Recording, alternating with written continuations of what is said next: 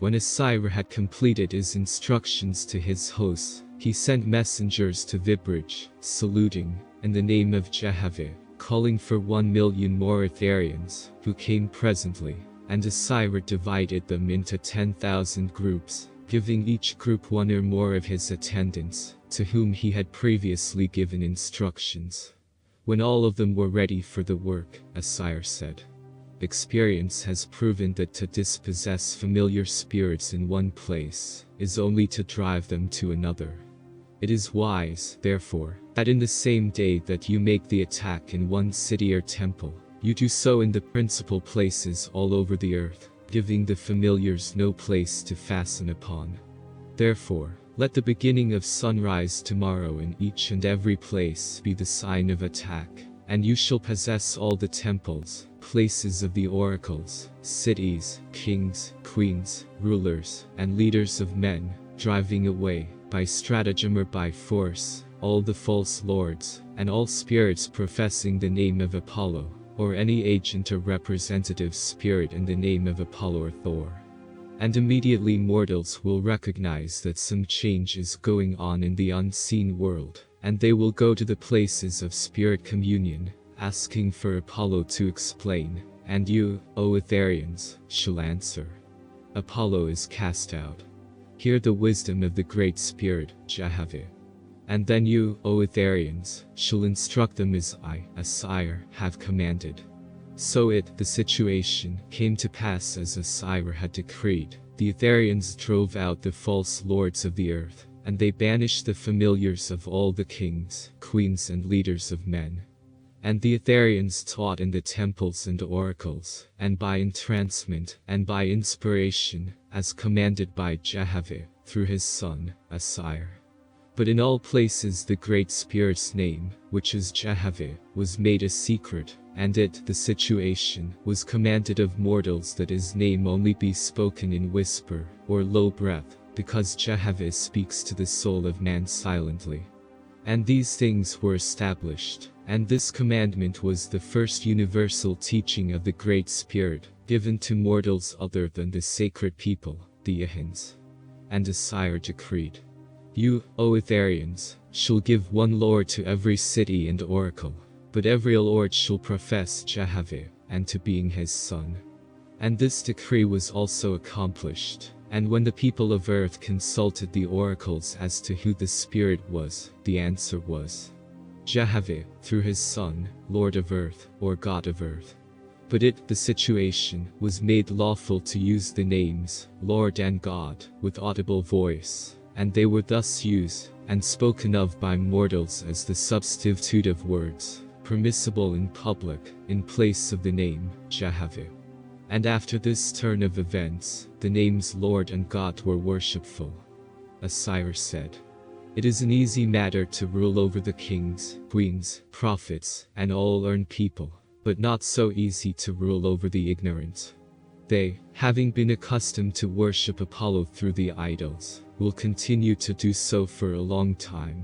Therefore, you shall cause the kings to issue edicts prohibiting familiar spirits, and forbidding soothsayers, those who profess to foretell events concerning self, and workers of magic, for you shall teach mortals that these things come from Satan, the evil disposition of men." This prohibitive edict was also done, according to the commandments, and now there was no place left for familiar spirits to obsess mortals.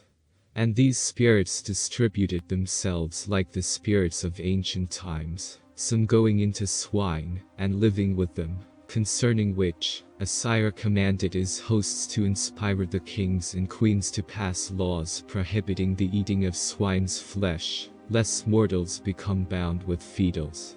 Accordingly, this law was established on the earth. Some of the dispossessed spirits went into the forests to dwell, and some to the fountains and mists and waterfalls. Others, who were depraved, dwelt in the fisheries and slaughterhouses, and still others, in the kennels, with dogs and cats. Nevertheless, there were many mortals who were dealers in magic and witchery, and these had an abundance of familiars.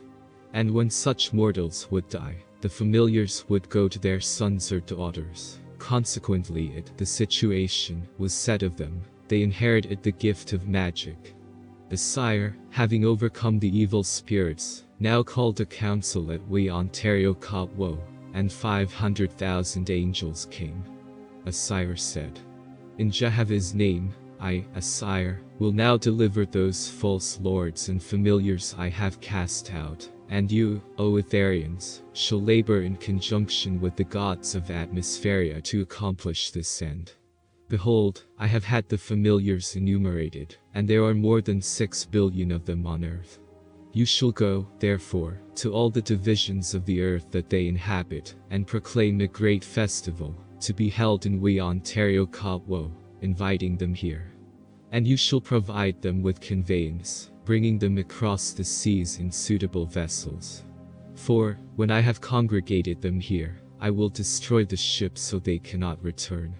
This festive invitation was accomplished, and more than 5 billion spirits came to the festival, where food was provided for them, and also clothes of fantastic colors, to please the eye of the ignorant, and after they were provided in decency, they were entertained with music and dancing, and taught to take part also.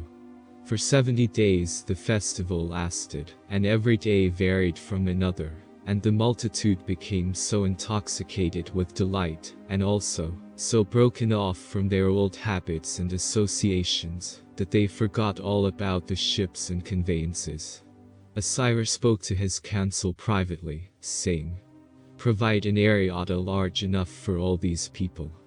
I, Osiris, will show you, of the council, what shall happen." So, while the festival was going on, the proper workmen built the vessel, and its capacity was sufficient to carry all the multitude of spirits, besides a sufficiency of regimen for them on a long journey. Now after the festival had lasted 70 days, Osiris proclaimed order so that he could speak to them, one and all his brothers and sisters. He said, "Brothers and sisters, in the name of the great spirit Jehovah, greeting to you all. I, Osiris, am about to depart to a higher world. So that you could hear my voice, I proclaimed order. So that you may rejoice in my words, I speak in love and tenderness. My home is in a world far away, where there is no suffering, no sorrow, and the spirit of my people is radiant with light. I would tell you of the beauty and glory of my home, but it would not be fair to you. You would no longer be content to remain here. So I seal up my mouth. Because you, O brothers and sisters, suffered, and my soul, the soul of Osiris, was full of pity, I, Osiris, made this festival. The great spirit Jehovah taught me how to make food and clothes, and to travel far, and not be afraid. All the people where I live can hear the voice of the great spirit. They learn all things by first learning to hear him. His wisdom supplies every want. The situation, will be a long time before I, Osiris, come again. My heart of love will come back to you, O brothers and sisters. The time of the festival is ended, your time has come to return to your old places. These lords of yours, whom you have had so long, should provide for you." Almost at once, when Osiris began to speak, the people desired to go where he would decree, and when he suggested for them to return to their former lords, who were also present, they answered with a universal shout, "No, never more with them." Osiris said, "I, Osiris, perceive you, O brothers and sisters, desire to go with me in my host. I have learned to understand the souls of people. But do you understand me? I mentioned the great glories in my heavens, but I did not tell you we work to make them. Yes, we work every day. The great spirit Jehovah made the tree to get its food and clothes without labor, but, behold, it has no power to travel. Some things in the world do not labor, but man, who has neither feathers nor hair to cover his body, is provided with talents. Talents are the greatest of all gifts. The air and the ground provide the substance of fruit and foliage to the tree, but the spirit who has talent can find the substance of fruit and foliage in the air, and gather it. Lights of various colors were now being set up by the Etherians, and the place enriched with the most enticing perfumes. Osiris proceeded. By the cultivation of talent, all things are possible to all men and women. With a sufficiency of talent, you need no lords or oppressive rulers. I, Osiris, mentioned the great beauties in my Etherian home. You, O brothers and sisters, go to the spray of fountains, and amuse yourselves in rainbows, but you are in a small corner, at best, and the substances of your joys are in perpetual failure. Behold the sprays and bows made by my hosts. Hear the music played in the elements of their handiwork. At that, the hosts from Etherea overcast the entire multitude with the vapor of the air, converted into millions of kaleidoscopic pictures, and filled the place with the music of wind currents trained to tunes. The hosts were overjoyed beyond measure. Again, Osiris said, "Hear me yet further, the festival must cease. You, O brothers and sisters, forget, I, Osiris, told you I must go. My marshals will now conduct me and my hosts to my fire ship. As for you, my heart is broken. I know the toil and hardships put upon you. But if you desire these things, they are yours." The universal shout was, "We of the earth will go with you, Osiris. Take us in your fire ship. Teach us how to improve our talents." Osiris said, "What will the lords do? Shall they remain without subjects?" But the false lords answered quickly, "We will also go with you, Osiris, and be servants to do your bidding." Osiris said, "When I, Osiris, am on the ship I will answer." So he departed, and went into the Areata, to the side of which his own fire ship was made fast. And presently he commanded all who chose, to come aboard, and lo and behold, look and see, all of them, more than 5 billion, went in.